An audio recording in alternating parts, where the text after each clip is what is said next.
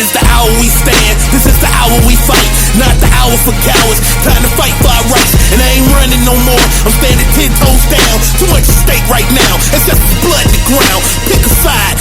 No more. Straddling the fist. You either hot or cold. You either bashful or bold. Brother Cliff, BVM. Best believe that I've been listening. The rebirth of a movement. Black power. Revisit. Black power. We back. You either lion or lamb. Black power. We back. You either foe or fam. Black power. We back. Make sure that you're listening. Black power. We back. Black power. Revisited. What? Welcome to another edition of Black Power Revisited. I'm your host, Cliff Albright. I am so excited today to be joined by somebody who, just over the past few months, really, I've learned to have met and has become somebody that I consider a friend, a comrade, a sister in struggle. I am talking about none other than Tamika D. Mallory, co-founder of Until Freedom, author of Stae of Emergency. I'm gonna go on and say best-selling Stae of Emergency. I don't know what the list is saying right now, but it's as far on the Cliff list of best-selling. It is the best-selling Stae of Emergency. I'm so excited to be joined by my friend, my sister, Tamika D. Mallory. Tamika, how you doing? So good. It's so good to be on with you. I'm so excited that I was asked to be a guest on your show, the great Cliff Albright. Oh, stop, bro. You flatter me. But no, I'm really excited. And, like I always say, this is just a show where I get together with some folks that love Black folk and Black power just as much as me. And we just kind of chop it up. And, we talk about three basic questions. We talk about how you got introduced to this work. We talk about what Black power means to you. And we talk about how we know when we're getting closer to it. And then we talk about whatever else we want to talk about in between those three questions. So we're just going to jump right on into it because I know you on the move. I think you're on the move right now, aren't you? I am on the move. I'm actually headed to give out some supplies, school supplies to young people in Jamaica, Queens. It's so funny because I have one guy that I purchased sneakers from. I'm a sneakerhead for anybody that knows me. And also the other co-founders of Until Freedom. We love sneakers is what we do on our pastime. And also our Until Freedom uniform includes a nice pair of sneakers. So we have a guy that we work with. And as soon as we started to engage with him, he's like, yeah, but I also need you to do my community event. So we're never able to get away from that. It doesn't matter if you're buying sneakers or if you're, going to a college, wherever we go, people want us to do community work and we love it. So we're giving out school supplies today. That's what's up. Yeah, no, y'all definitely got the sneaker game going. In fact, I don't know, it's a tight battle between y'all, you and Linda and our good friend, sister Nsay over at New Georgia Project. Who's pretty tight on, what's up with Nsay. So Nsay needs a good pair of sneakers too. That's right. So let's hop on into it. Let's talk about how did you talking about everywhere you go, people always want to have a request for do some type of service. And you're always saying yes, and that starts someplace. Tell us how it started. How did you get introduced into, and I'm cheating because I kind of know the answer, having read Stae of Emergency and knowing some of the background about your parents, but you tell us, how did you get introduced to this racial justice work? So, yeah, you are right. I do talk about it in Stae of Emergency, really to just give some context for my why, how I got here and why I continue to do this work. When I was young, it wasn't optional. In my house, being a part of the movement, any movement that was specifically geared towards uplifting Black people, it was mandatory, similar to going to church on Sundays. And I had to do that too. So Saturday we had rallies. Right. And Sunday, we went to church every week. And I think my parents believed that there needed to be a strong balance between being a spiritual person because they weren't really religious. Even though we were in the Baptist church, my dad didn't really go with us much. It was more so my mom taking the kids to church. But they believed in God and they believed in the presence of God in our lives. They taught us much about faithfulness and also doing right by folks and just doing right in general, which was all about and much much so informed by their spirituality. But they also wanted us to know that faith without works was dead. And that was one of the most important things that I heard my father say often, that we would not be the type of household that went to church on Sunday and did not do work in the community during the week. And so from a very, very young girl, I had absolutely no choice but to go to everything you could think of. And I hated it. I absolutely hated it, Cliff, because when you're growing up in the projects as a young kid, most of the young people are not doing what we were doing. They're not actively in a movement.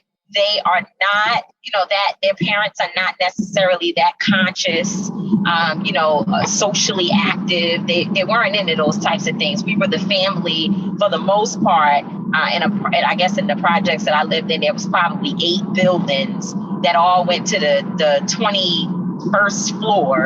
And we were probably the one family in our building that was actually socially conscious, and the rest of the buildings may have one person or none. That's just the nature of what it was like for us. So my parents left the projects often to seek out in the world other people who believed in what they believed in. And people from our buildings and in our community were constantly knocking on the door to tell us about this problem or this going on. And I would hear my parents trying to help them figure out ways to address their issues. So that's going on one side of me. But now I'm looking out the window or walking in and out the building, going to the store, going to school, doing different things. And then you go home and turn on the TV. The other kid, I'm watching Paid in Full and all the hood movies.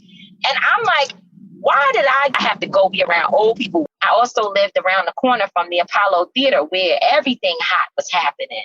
And so I think for me, there wasn't enough balance because they certainly would not turn me loose to the streets. And I rejected every bit of having to follow this model that they had for what our family was supposed to be. And so I ran away from home at 12 years old. I started to give my parents extreme problems. I wasn't necessarily, I did graduate and did well in elementary school. But by the time I got to high school, I was dropping out. They had to keep trying to figure out ways to keep me in school. It just was terrible. They moved me to another place, but where they moved me to, I found the same shit to get into. I don't know if you could say shit on your podcast. That's okay. Yeah, we good. Okay, good. It's grown folks podcast. Okay, cool. So I found stuff to get into. And then, of course, I got pregnant at 17, and 2 years later, my son's father was murdered. And it's unfortunate, but it was when he was murdered, when Jason was murdered, that everything my parents was trying to tell me, it all kind of clicked together. And that's where I really started to own my role in the movement, because I understood, based upon his life story, where society was failing young Black men. And that was only because I had been exposed to the information at an earlier time in my life. And so I was able to make the connection. And I think, for that, I'm forever grateful to my parents, because it was very natural for me to just own the work and really take it on and want to do it for myself, and no longer because my parents said so.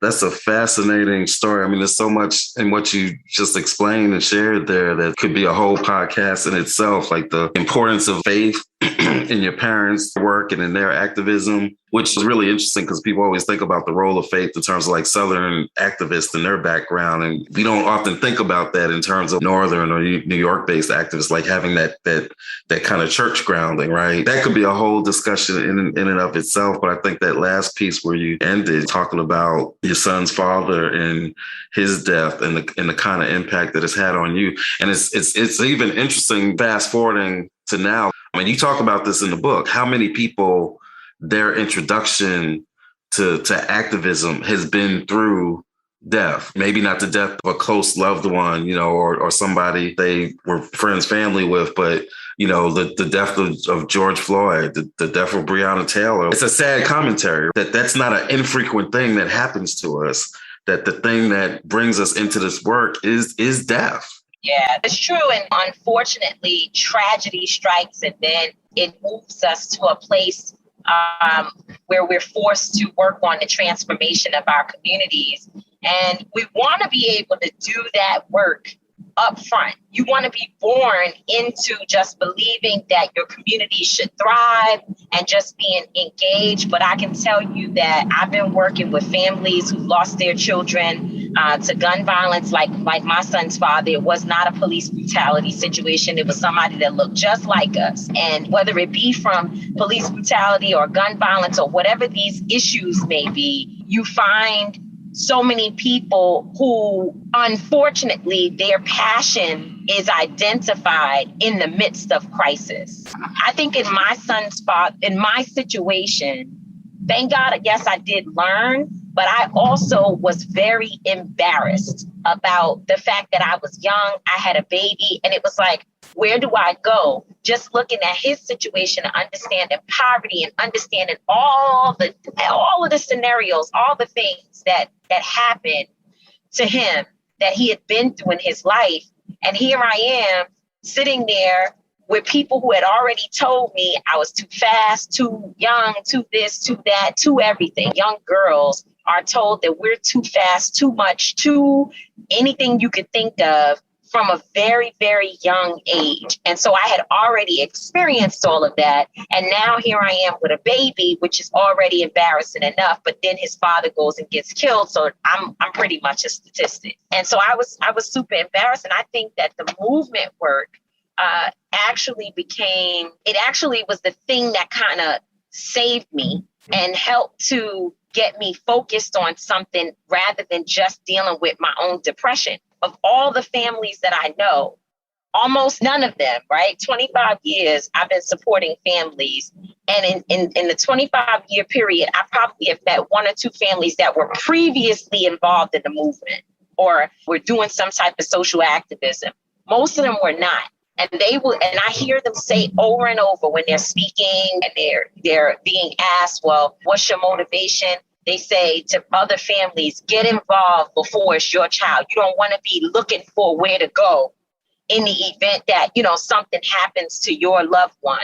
And it's a sad thing to hear because it's a entirely foreign reality for them to have to engage in, which is why sometimes you have families that really break down because they cannot deal with the pressure of being in the public eye and then having to rearrange their entire lifestyle to accommodate all of the people who are watching and judging. No, that's intense. In what ways do you think that that experience of yours? Because one of the things that I love and admire about the way that you do this work and Linda and my son and Until Freedom overall, the ways that y'all value. We talk about in organizing, right? Meet the people where they are. Folks don't have to be a polished activist or a poli-sci, whatever. Everybody can play a role in this, right? And how much do you think that experience that you went through of like that guilt that you even talked about, like, oh, I've been exposed to all this, but I wasn't doing nothing. And now here I am being able to see that value in people that have not been active and yet, that they still can play a role. I thought Cardi B's intro to your book was really telling. Like here you have this famous person, right, who's got such a microphone, who's asking the question, like, is there space for me in this? Like, how much do you think that background that you had, how you came to your activism has informed and shaped the way that you view everybody else in terms of what everybody's on-ramp can be to getting involved? Well, first of all, I think it does give you a form of, what is it called? Imposter syndrome, where you're like, I don't even know if this is what I'm supposed to be doing. I didn't study all of this. I'm not sure people will listen to me. There are other people who are better than me. I often say, and I'm very secure in what it is that I do now and what I'm able to, and just where I'm standing, 10 toes down in my own space. But there was a time in my life when I would listen to Brittany Packnett and Angela Rye and others and be sitting there, not what's the word, jealous of them, but just like, wow, like I just don't have the ability to articulate the way that they do. And I didn't think I knew all the things I needed to know. And I remember one time I texted Angela Rye and was like, hey, can you give me